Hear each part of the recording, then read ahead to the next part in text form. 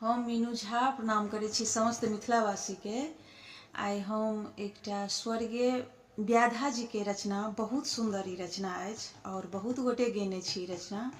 और हुनकर रचना हुनका श्रद्धांजलि के रूप में अर्पित करै छी हम अपना स्वर सँ गाबि कऽ। आशा करै छी अहाँ सबके नीक लागत। धन्यवाद। जय मिथिला, जय मैथिली। सिनेहिया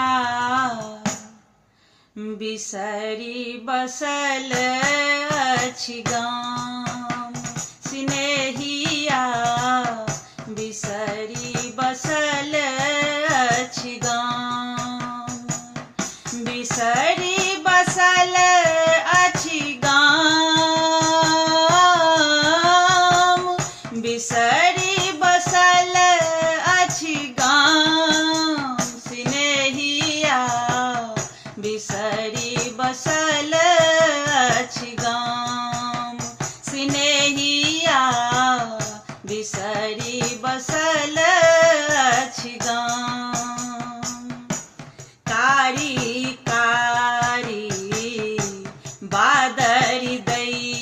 छै, नील गगन के दान, कारी कारी बादरि दै छै, नील गगन के दान, तहिना हम रहू हिये आंगन में, तहिना हम रहू हिये आंगन में, नाचै प्रेम प्रमाण, सिनेहिया बिसरी बसल अछि गाम, सिनेहिया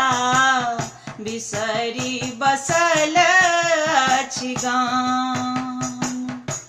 पाथर हृदय कठोर केहन छै, चिट्ठियो केरे नहीं ध्यान,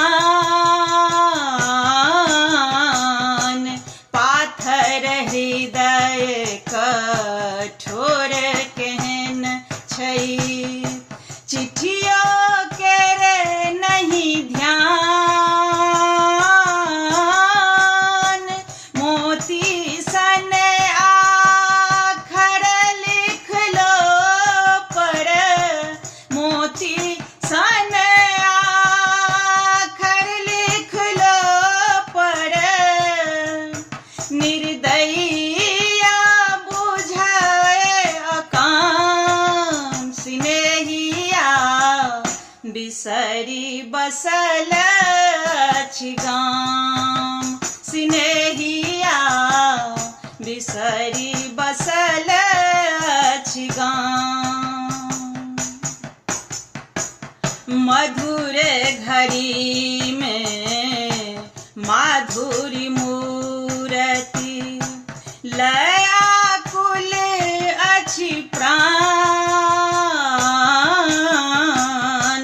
मधुर घड़ी में माधुरी मूरति,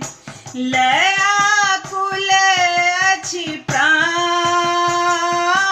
प्राण, प्रेम पवन सिंह कई अछि सदिखन, प्रेम पवन सिंह कई अछि सदिखन, जीवक कोन ठेकान, सिनेहिया बिसरी बसल अछि गाम, सिनेहिया बिसरी बसल अछि गाम। मुकुलित यौवन देखल कंतक, हियो ने आबै ध्यान, मुकुलित यौवन देखल कंतक, हियो ने आबै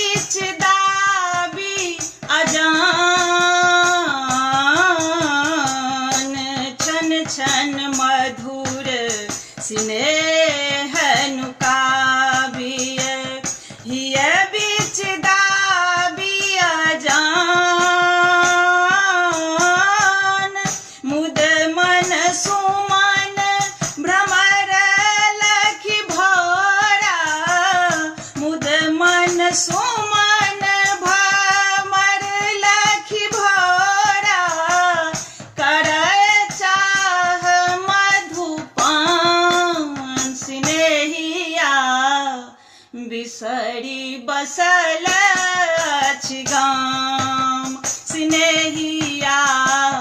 बिसरी बसल अछि गाम निस दिन कौआ कुचरतैयो बाट पड़ल